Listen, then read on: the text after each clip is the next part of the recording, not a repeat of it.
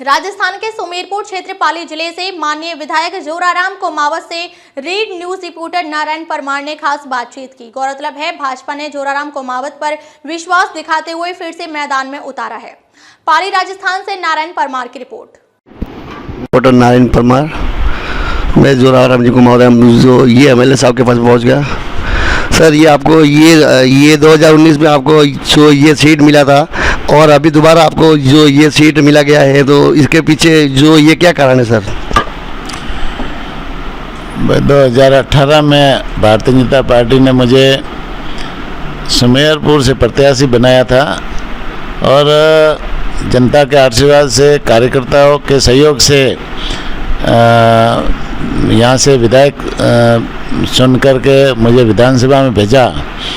विधानसभा में जाने के बाद में वहाँ पर भी सुमेरपुर की समस्याएं उठाने में, प्रश्न लगाने में, ध्यानाकर्षण और शून्यकाल और विधेयक पर, बजट पर और विभिन्न नियमों के तहत वहाँ सुमेरपुर की समस्याएं उठाने में कोई कमी नहीं रखी और पूरे विधानसभा में 200 में से सुमेरपुर को विधायक को विधानसभा में परफॉर्मेंस के लिए 9वां नंबर मिला।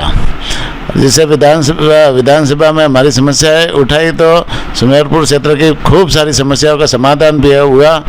भारत सरकार की कई योजनाओं को भी हमने यहाँ लागू किया। जल जीवन मिशन योजना जो भारत सरकार की योजना है, घर घर नल कनेक्शन देने की, उसमें 55 से ज़्यादा टंकियों की स्वीकृति करवाई। सभी जगह पाइपलाइन की भी स्वीकृति करवाई। नहरों के लिए, हेमावास बांध के लिए जायका जो भारत सरकार की योजना है, 22 करोड़ 30 लाख रुपए रिपेयरिंग के लिए स्वीकृत कराए। सुमेरपुर के लिए 4 करोड़ 82 लाख नहरों के रिपेयरिंग के लिए स्वीकृत कराए।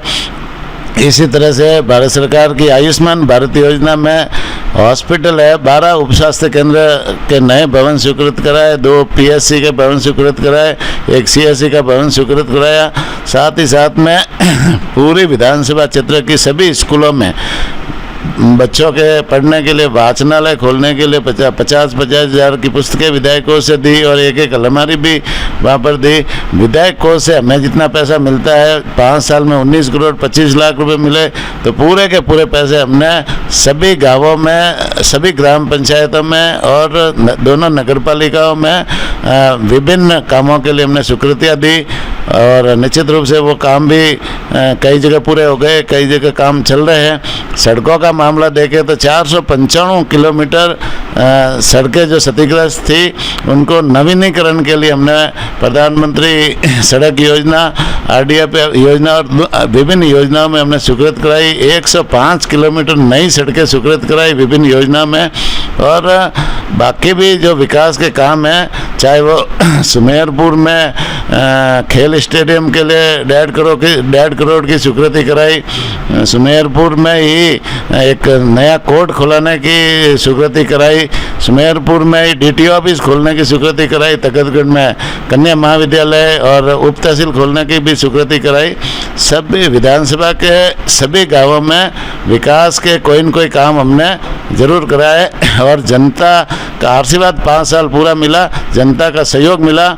कोरोना के समय में हमने 2 साल कोरोना चला था, उस समय कोरोना के समय में ग्रामीण क्षेत्र में और शहरी क्षेत्र में रह करके लोगों की सेवा की, लोगों के बीच में रह करके सेवा की और लंपी आई तो लंपी के समय में भी हमने गायों की सेवा की।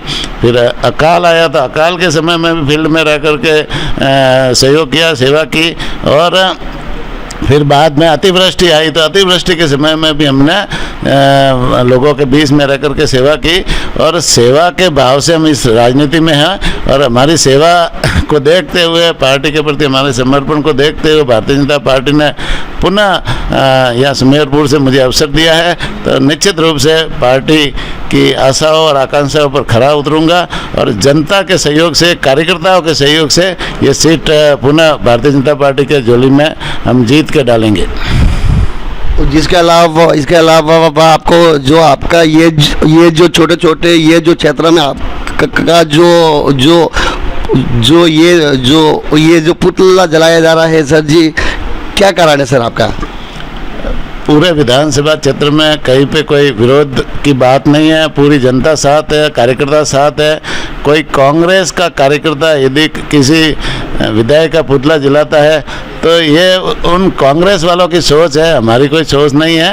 और हमने सेवा के काम खूब किए, कोई गांव क्षेत्र कोई कहीं पेंडिंग नहीं है और निश्चित रूप से आगे कोई। अब तक के लिए बस इतना ही, फिर मिलते हैं एक ऐसे ही बड़ी खबर के साथ। तब तक के लिए नमस्कार और देखते रहिए रीड न्यूज।